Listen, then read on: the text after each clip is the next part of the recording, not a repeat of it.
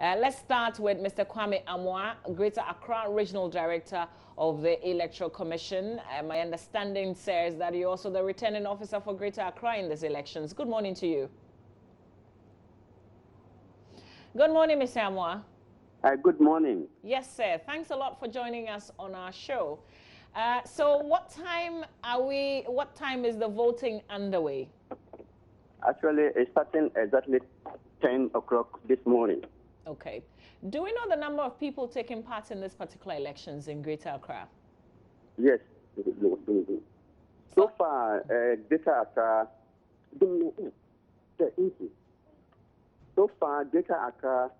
the Electoral College has 32 membership. Each of the 16 district assemblies is nominating 2 people. So, we have 32, and the contestants are 16. Okay.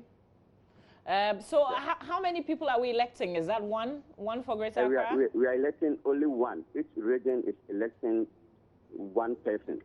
Okay. So when it gets underway at 10, run us through what would happen. Exactly 10 o'clock, we have asked all of them to converge at the Ganwest District Assembly Hall, where we have the election 10 o'clock.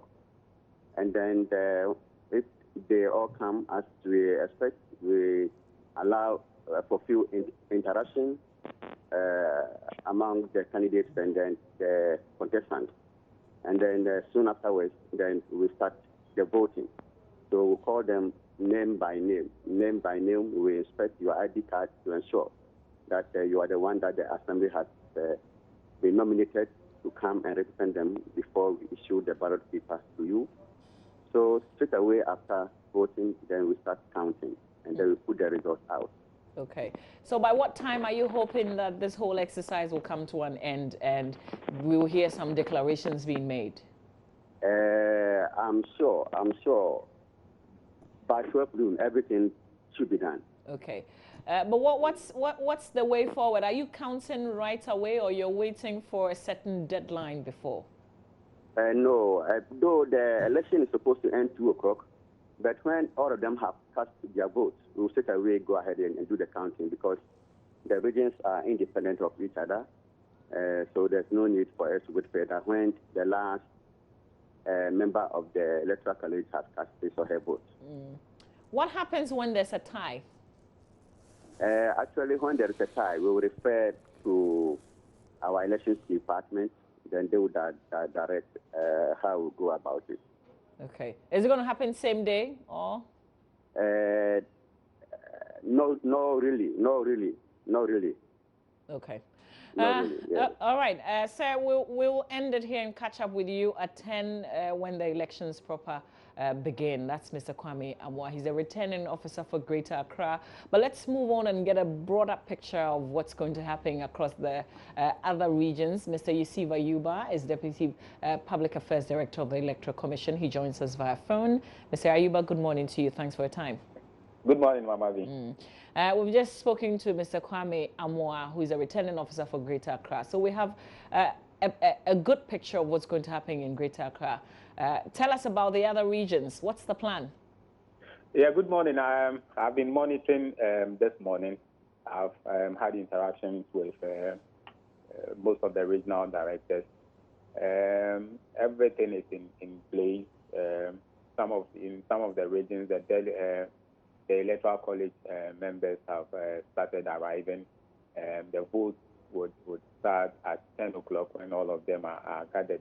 But it is possible that it is not all of them that would be gathered before the vote starts. So as and when they come, they will cast their vote.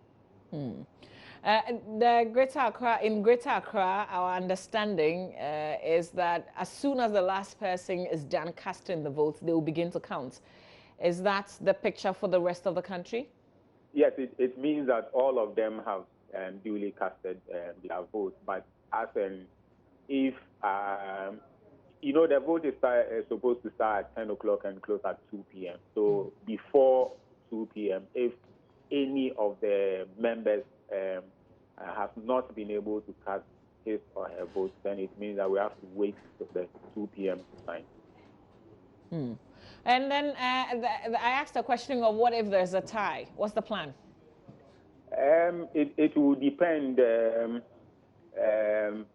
The two leading contestants would go into the next round, but it would depend whether they would do it the same day. But if there's a tie, the two leading contestants would go into the next stage, and the winner will be determined. Okay. All right, Ms. Ayuba, we'll leave it here. We appreciate your time.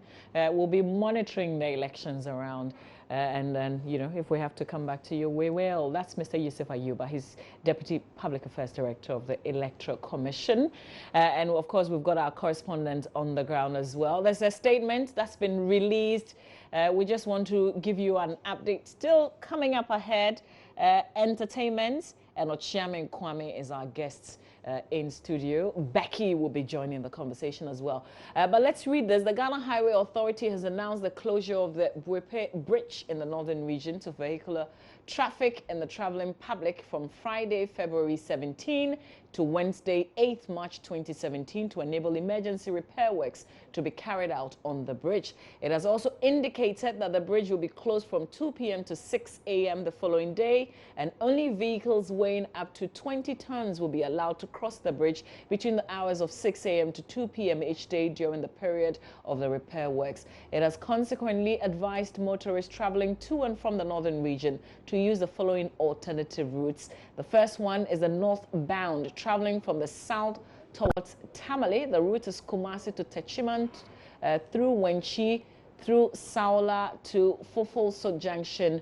to Tamale. And the second alternative is southbound, traveling from Tamale towards the south. The route is Tamale, Fofolso Junction, Saola through Wenchi to Techiman. The ministry recognizes the strategic importance of the bridge as it facilitates the movement of goods and people to and from the northern parts of the country. It is also located on the International Transit Corridor, which serves Ghana and its landlocked neighbors. We duly appreciate the inconveniences the closure will pose to the motoring and traveling public, and we will ensure that repair works are carried out diligently so that the works will be completed on time to ease the inconveniences associated with the works. There are two more paragraphs, but that's where we'll end the statement signed, issued by the Minister for Roads and Highways, Wednesday, February 15, 2017. So that's, you know, for your notice. And if you're a user of the road, make sure you're familiar with the alternative routes